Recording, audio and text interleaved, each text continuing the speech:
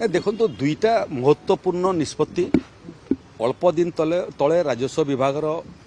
जो निष्पत्ति कैबिनेट मंजूर पाई से निष्पत्ति भितर गोटे निष्पत्ति है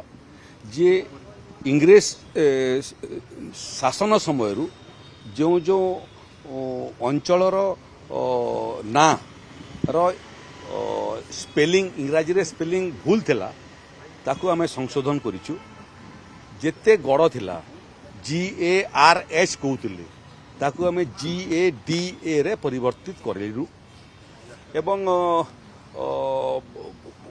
एटा जगार नार परिवर्तन नुह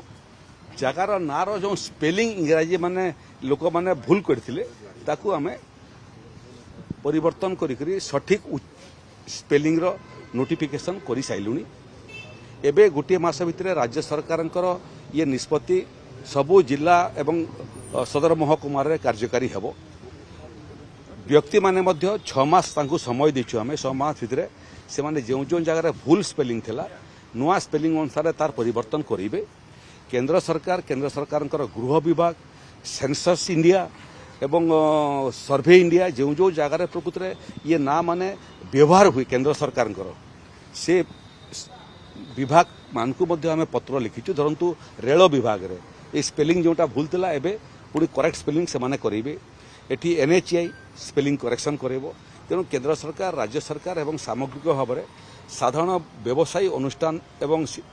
कौन भी अनुष्ठान भूल स्पेलिंग को संशोधन करेंगे द्वितीय विषय है जे अपार्टमेंट रजिस्ट्रेशन को लेकर बहुत दिन अचल अवस्था थिला राज्य सरकारंकर राजस्व विभाग एवं नगर उन्नयन विभाग तार